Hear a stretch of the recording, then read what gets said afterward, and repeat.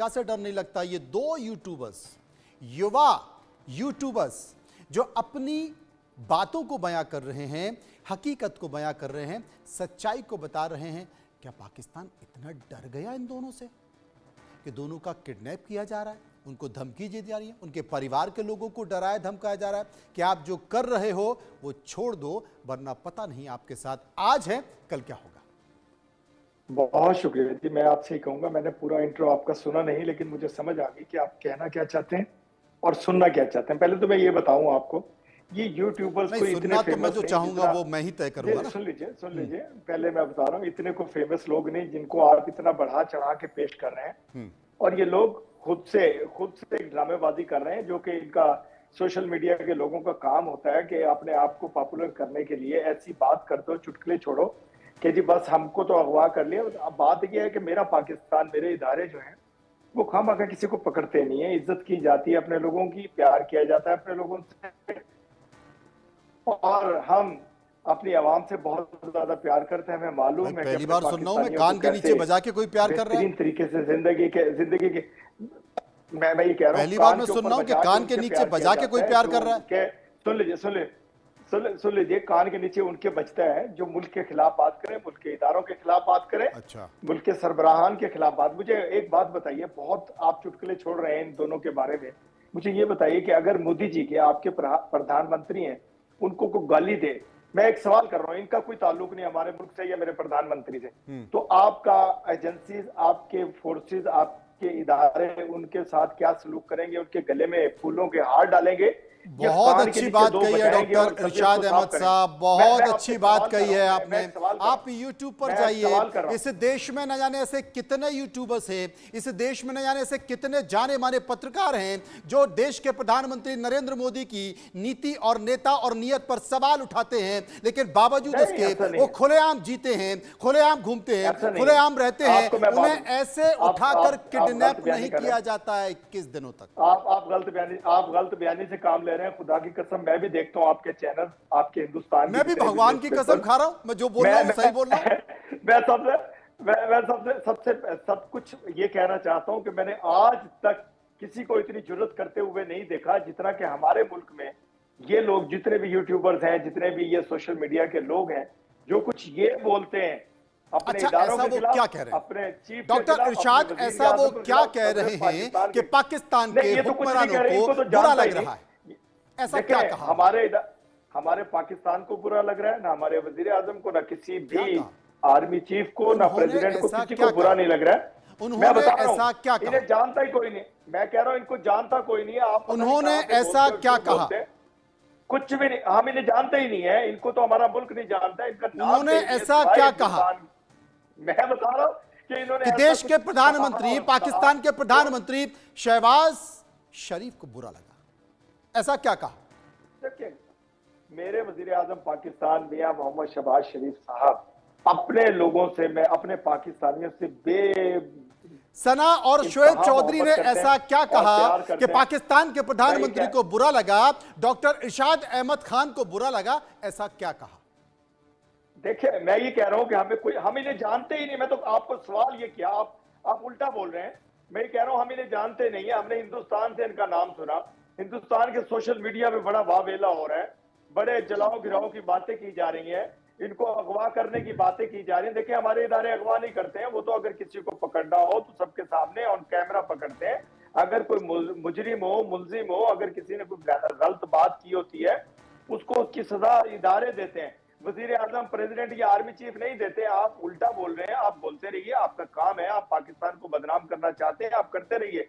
आपके बदनाम करने से पाकिस्तान को कुछ होने वाला नहीं है। कभी देखिए, कमाल कर रहे हैं। मैंने अभी तक इतनी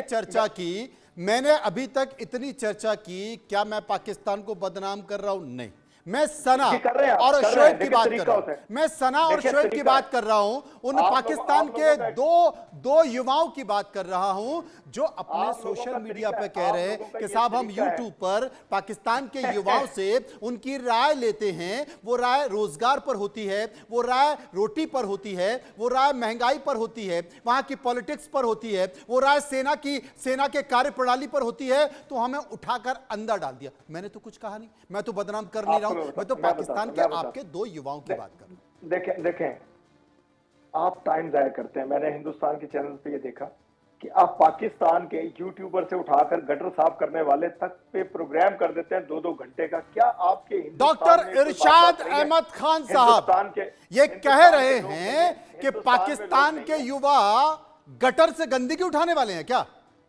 सना और शोएब जो पाकिस्तान के युवा हैं वो गटर से गंदगी उठाने वाले हैं। आपको पाकिस्तान का युवा गटर से गंदगी उठाने वाला लगता है? आप ब्रेकिंग न्यूज बनाना चाहते हैं मेरी बात को। मैं ये कह रहा हूं गटर साफ करने वाले से लेकर के यूट्यूबर तक जितने भी लोग हैं, आप खामखा पाकिस्तान मतलब आप यूट्यूबर्स की तुलना पाकिस्तान के सारे यूट्यूबर्स की तुलना आप गटर वालों से कर रहे हैं। चले ऐसे आप और अगर गटर साफ करने वाले हैं वो इंसान नहीं है, वो मानव नहीं है, वो खुदा के बंदे नहीं है। आप सुने, मेरे मुल्क के बंदे हैं, मुझे मालूम है उनके साथ कैसे रहना है और उनको कैसे रखना है। आप अपने हिंदुस्तान की फिक्र कीजिए। मेरा कहना यह है कि आप अपने हिंदुस्तान के लोगों का ख्याल नहीं करते। हिंदुस्तान विश्व गुरु बनने वाला है।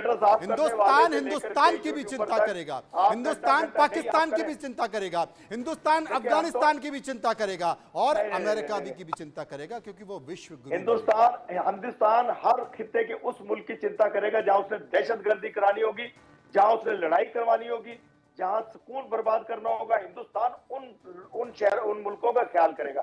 देखिए आपने खुद से बोल दिया। अच्छा, आप कश्मीर का तो आपके आईएसआई चीफ, आपके आईएसआई के मुखिया, आपके आईएसआई के मुखिया, आपके आईएसआई के चीफ क्या बीन बजाने जाते हैं बांग्लादेश में? बीन बजाने जाते हैं, बीन बजाने जाते हैं, खड़ी करने जाते हैं। देखे सुने, आपकी खटिया खड़ी करने जाते हैं वो उन ममालिक में जहां आपने दहशतगर्द छुपाए हुए हैं। अब वक्त वो आ गया कि आपके दहशतगर्दों को उनकी बिलों से निकाल करके उनको लटकाने का वक्त है। अब मेरे आर्मी चीफ हाफिज आसिम मुनीर साहब देख रहे हैं कि कहां कहां आपके चूहे बिलों में छुपे हुए हैं। उनको निकाल करके कैसे मारना है, कैसे खित्ते को साफ करना है, कैसे पाक करना है तमाम ममालिक को, जितने भी हमारे मुसलमानों के ममालिक हैं। डॉक्टर साहब, आपने सनी देओल की फिल्म तो देखी होगी जिसमें उन्होंने हैंडपंप उखाड़ दिया था, है ना? यही बात सिर्फ फिल्मों में उखाड़ आपने ये जो मुस्कुराहट और जो हंसी है ना, ये जो आपकी मुस्कुराहट और हंसी है ना, ये अचानक से आपको सनी देओल का 2.5 किलो का याद आ गया। मुझे हंसी आई ना कि फिल्मों में वाकई आप खंबे भी उखाड़ते हैं, समझ रहा हूं। मनन द्विवेदी साहब मेरे साथ मौजूद है। मनन द्विवेदी साहब, चूंकि मानव अधिकार की बात पाकिस्तान बहुत करता है, वो घाटी के मानव अधिकार की बात बहुत करता है, वो श्रीनगर के मानव अधिकार की बात बहुत करता है, जबकि ऐसी कोई आवाज निकल कर वहां से नहीं आए। अगर पॉलिटिकल लोगों को छोड़ दिया जाए, देखिए लोकतंत्र की चुनी हुई सरकार बनी है, वहां पर लोकतंत्र की सरकार चल रही है। और आज सरकार कौन चला रहा है? जो भारत की नरेंद्र मोदी सरकार पर आवाज उठाते रहे, उसकी कार्यप्रणाली पर आवाज उठाते रहे, आज वहां पर उन्हीं लोगों की सरकार है और सरकार चल रही है। केंद्र राज्य का देखिए क्या तालमेल चल रहा है। कई मामलों पर वहां के मुख्यमंत्री उमर अब्दुल्ला कहते हैं कि नहीं, हम लोग मिलकर काम करेंगे।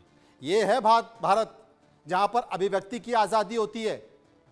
कल तक विरोध करने वाले लोग आज बैठकर जम्मू कश्मीर को साथ बड़ा करने की तैयारी कर रहे हैं। मनन द्विवेदी मेरे साथ मौजूद है। मनन साहब, क्या कहेंगे डॉक्टर इरशाद अहमद खान की बात पर? जी, मैं यहाँ पर ये कहना चाहूंगा कि अगर पाकिस्तान की बात है तो हमारे यहाँ तो बेसिकली, और हमारे यहाँ भी क्या, अगर हम रिसेंट अमेरिकन पोजीशन को देखें, कूटनीतिक पोजीशन को देखें, या फिर उनके जो थिंक टैंक्स हैं जिनसे पाकिस्तान बहुत चिढ़ता है, इरिटेट होता है, जैसे कि इंटरनेशनल क्राइसिस ग्रुप हुआ, the United states association of religious tolerance, तो इन दोनों ऑर्गेनाइजेशंस ने पूरी तरीके से, इन्होंने भारत को भी बीच बीच में कुछ कहा है जो बात गलत है, पर पाकिस्तान को भी इन्होंने कई बार फटकार लगाई है कि आपके यहाँ जो माइनॉरिटीज हैं, जो अहमदियाज हैं, और जो शिया सुन्नी का डिवाइड है, और जो शिया पॉपुलेशंस हैं, उनके ऊपर अत्याचार, उनको आइसोलेशन में डालना, झूठ बोल रहे हैं, उनके मानवाधिकारों का हनन करना, बड़ी आजादी है। बहुत, मुझे बोलने दीजिए, आप बोल रहा है। सबसे बड़ी बात यह है कि केस मुझे याद आता है इनका, आसिया बीबी का केस मुझे याद आता है, जिनको ब्लास्फेमी लॉज में बुरी तरीके से फंसाया गया था, और इनको सपोर्ट करने के लिए वहां के एक प्रोविंस के गवर्नर सलमान तसीर भाई आए, और उन्होंने 2011 में जो लेडी थी आसिया बीबी को बचाने का प्रयत्न किया, तो उन्हीं के जो बॉडीगार्ड थे उन्होंने उनको शूट कर दिया। और उसके अलावा एक इंसिडेंट मुझे और याद आता है, इमरान मासी का, उनका अपने नेबर के साथ कुछ प्रॉपर्टी का डिस्प्यूट हुआ, उसके चलते पाके कुरान को लेकर भी कुछ कहा गया, और अल्टीमेटली बात ऐसे पहुंची कि जो मासी थे उनको भी ब्लास्फेमी लॉज में फंसाया गया और उनको कष्ट झेलना पड़ा, क्योंकि उनका जो नेबर था वो चाहता था कि उनकी स्टोर फ्रंट की प्रॉपर्टी को वो पूरी तरीके से ओन कर ले। तो सबसे बड़ी बात ये। और उसके अलावा हम देखें, अगर हम एकेडमिक बातों पे ना जाएं और अगर हम देखें कि किस तरह की इनटॉलरेंस और किस तरह की अमानवीयता वहां पर फैल जाती है जब कभी भी भारत और पाकिस्तान के बीच में क्रिकेट मैच होता है, या पहले होता था 90 के दशक में, जब बड़े अच्छे खिलाड़ी वसीम अकरम साहब, इमरान खान साहब, वकार यूनुस साहब, शोएब अख्तर साहब, ये लोग खेला करते थे। पर जब कभी भी ऐसा रिकॉर्ड है पूरा के पूरा कि वर्ल्ड कप में जब भी भारत और पाकिस्तान की क्रिकेटिंग टीम्स भिड़ी हैं, तो भारत ने अपने अच्छे खेल के कारण और भारत ने पाकिस्तान को क्रिकेट मैचेस में वर्ल्ड कप में हराया। और ये बिल्कुल कोई इमेजिनेशन की बात नहीं है, कोई कहानी या मुहावरे बनाने वाली बात नहीं है, पर ये कि जब ये प्लेयर्स लौट के जाते थे पाकिस्तान में, वसीम अकरम और बाकी के वकार यूनुस वगैरह और इमरान खान साहब, तो उनके जो घर हुआ करते थे उनके ऊपर आगजनी होती थी, टीवी उठा के फोड़ दिया जाता था, डर लगने लगता था कि पता नहीं हमारा क्या होगा। देखिए कितनी नफरत है हिंदुस्तान को लेकर, कितनी नफरत है। लेकिन मैं आपको बता दूं डॉक्टर साहब, मैंने तो अभी कुछ कहा ही नहीं, आप तो खाम मुस्कुराने लगे, पहले बात तो करने दीजिए। हाँ, मैं बड़ी महत्वपूर्ण बात बताने वाला हूं आपको। पाकिस्तान की शहबाज सरकार और आर्मी यूट्यूबर से इतना डर गई है कि अब उनकी आवाज दबाने की तैयारी की जा रही है। शहबाज सरकार इलेक्ट्रॉनिक अपराध रोकथाम अधिनियम में संशोधन करने जा रही है। यूट्यूबर्स आवाज उठाएंगे तो पाकिस्तान में इसे अपराध माना जाएगा। इसके लिए भारी भरकम जुर्माना भी लगेगा, जेल भी आपको जाना पड़ सकता है। जानकारी के मुताबिक गैर कानून ऑनलाइन सामग्री से निपटने के मकसद से PECA में संशोधन करने की तैयारी है। प्रस्तावित इलेक्ट्रॉनिक अपराध रोकथाम संशोधन अधिनियम 2025 में गलत सूचना फैलाने वालों को 3 साल तक की कैद और 20 लाख पाकिस्तानी रुपए के जुर्माना समेत सख्त सजा का प्रावधान भी रखा गया है। ये रूपरेखा तैयार कर ली है। डॉक्टर साहब, अगर ये गटर से निकले हैं तो बड़े प्रभावी लोग हैं, इन्होंने तो पाकिस्तान के कानून में भी संशोधन करने की नौबत ला दी है। इतना डर गई सरकार गटर से निकले लोगों से। आप सुने, कोई लम्हा तो ऐसा छोड़ दिया करें जिसमें आपके लफ्जों में दहशतगर्दी का आंसर ना हो। ये देखें, आप मेरी बात को कैसे गटर छाप और कैसे कैसे आपने बना दिया। अरे आप इतना दूर बैठे, अगर मेरे साथ आते तो हम बढ़िया चाय पकौड़े और अदरक वाली चाय आपको पिलाते। आप दहशतगर्दी की बात कर रहे हैं मेरे लफ्जों में। सुन लीजिए, मेरे लफ्जों में आपके प्रति बहुत प्यार है। आप चाह ये रहे हैं कि यूट्यूबर्स आए और मेरा सर फाड़ के चले। ये आपकी ख्वाहिश है, ऐसा होगा नहीं। दूसरी बात ये है, अच्छा, यूट्यूबर्स के पास AK-47 होती है क्या? यूट्यूबर्स के पास तलवार होती है क्या? खंजर होता है क्या? किसी के पास, मैं बता रहा हूँ, मेरे पास तमाम मसला है हर किस्म का। आप जरा सुनिए बात। हाँ। मैं कह रहा हूँ, अभी ये आपके मोहतरम फरमा रहे थे कि यहाँ मिनॉरिटीज की इज्जत नहीं है, वो बड़े गैर महफूज है। पहले आप तहकीक कीजिए कि यहाँ कादियानी भी महफूज हैं, यहाँ अहले तशय्युअ हमारे भाई हैं, हम तो आपस में रिश्तेदारियां भी करते हैं। दूसरी बात यह है कि जितनी भी मिनॉरिटीज हैं उनका एहतराम, इज्जत महफूज है। आप बात कर रहे थे क्रिश्चियंस के लिए तो अभी हमारी मरियम नवाज शरीफ साहिबा, हमारी वज़ीर आला पंजाब जो है, उन्होंने उनके कार्ड बना दिए हैं बाकायदा कि उनकी हेल्प की जाए, उनको बेहतर से बेहतर जिंदगी प्रोवाइड की जाए। पहली बात ये होगी, क्लियर हो गई। अभी बात ये कर रहे थे क्रिकेट की, आप लोग बात कर रहे थे क्रिकेट खेली जाती थी हिंदुस्तान और पाकिस्तान से। आप ये देखिए, जब तक आप लोग इंतहाई एक्सट्रीमिस्ट नहीं हुए थे, जब तक क्रिकेट कितनी खूबसूरत खेल था, क्योंकि हिंदुस्तान और पाकिस्तान की क्रिकेट देखने के लिए ऐसे होता था जैसे कोई वर्ल्ड वार हो रही हो और लोग पूरी दुनिया से देखते थे। लेकिन जब से आप लोगों ने इंतहा पसंदी शुरू की, अभी देख लीजिए कि आप पाकिस्तान मैच खेलने नहीं आ रही है आपकी टीम, आप लोग डरे हैं, हम नहीं कहेंगे आप डरे हैं, आपने इंतहा पसंदी की इंतहा कर दी। पाकिस्तान भी तो नहीं आई थी। पाकिस्तान क्रिकेट खेलने नहीं आएंगे, पाकिस्तान ने भी तो विरोध किया था। तो शर्म, एक ही बात है, जो शर्म है वो नहीं आती आप लोगों को झूठ बोलते हो। अच्छा, पाकिस्तान ने भी तो किया था। हम तो मोहब्बत करते हैं, हम तो इंडिया बाकी के दूसरे देश भी तो नहीं आ रहे थे, बाकी के दूसरे देश भी तो पाकिस्तान खेलना नहीं चाहते थे। अब मैंने आपसे देखिए हिंदुस्तान का प्यार कैसा, मैं आपको बता दूं। हिंदुस्तान का पाकिस्तान की एक महिला को हिंदुस्तान के एक पुरुष से प्यार हो जाता है। नाम बता दूं, सचिन, नाम तो याद होगा आपको? नहीं, वो तो नहीं याद है। वो मिर्ची क्लब की डांसर सीमा हैदर, पाली हुई लड़की थी, सीमा हैदर और सचिन। हिंदुस्तान के कई लोगों ने कहा, सुनिए मेरी बात, हिंदुस्तान के कई लोगों ने कहा ये पाकिस्तान की एजेंट है, ये पाकिस्तान की जासूस है, हमें इस पर भरोसा नहीं करना चाहिए। लेकिन ये हिंदुस्तान की माटी है जनाब, ये हिंदुस्तान की माटी है। आज भी सीमा हैदर इसी हिंदुस्तान में है, इसी हिंदुस्तान में रह रही है।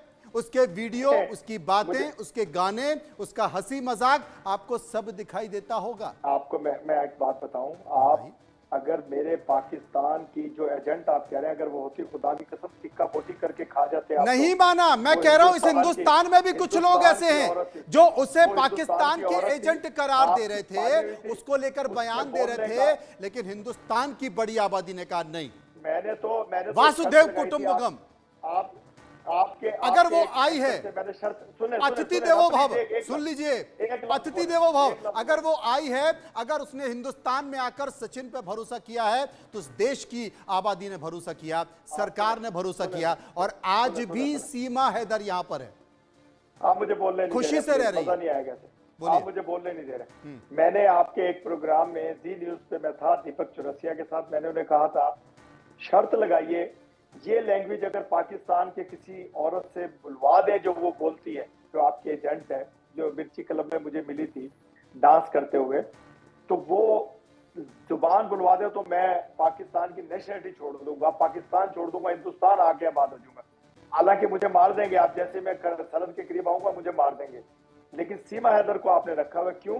कि वो आपकी पालतू थी, उसकी ट्रेनिंग हो रही थी पाकिस्तान क्रॉस करने की बॉर्डर, वो नहीं कर सकी, आपने उसका बाबेला शुरू कर दिया। क्या बात है, क्या बात है, छा गए आप तो। डॉक्टर इरशाद साहब, मतलब वो हमारी पालतू हो गई, वो हमारी एजेंट हो गई, वो पाकिस्तान से नेपाल होते हुए हमारे पास आई है, और वो हमारी एजेंट हो गई, हमारी पालतू। कमाल है, बिल्कुल आप ही किया है वो। मतलब ताली दोनों हाथों से आप ही बजा रहे हो, हमें बजाने का मौका नहीं दोगे आप कितना भी हम कोशिश करें, लेकिन हमने आपको इतना अच्छा उदाहरण दिया अतिथि देवो भव का। और मैंने कहा हिंदुस्तान के बहुत सारे लोग कह रहे थे इसे बाहर निकालो, ये एजेंट है, ये जासूस है, लेकिन कहा नहीं, वो सचिन से प्यार करती है, तो ये हिंदुस्तान भावनाओं को समझेगा। दो देशों की सीमाओं को तोड़कर उसने भावनाओं को समझा, और आज भी सीमा हैदर अपने चेहरे पर मुस्कान के साथ हिंदुस्तान में सचिन के साथ रह रही है। मेरे साथ बने रहिए, डॉक्टर इरशाद मेरे साथ बने रहिए, आगे बढ़ते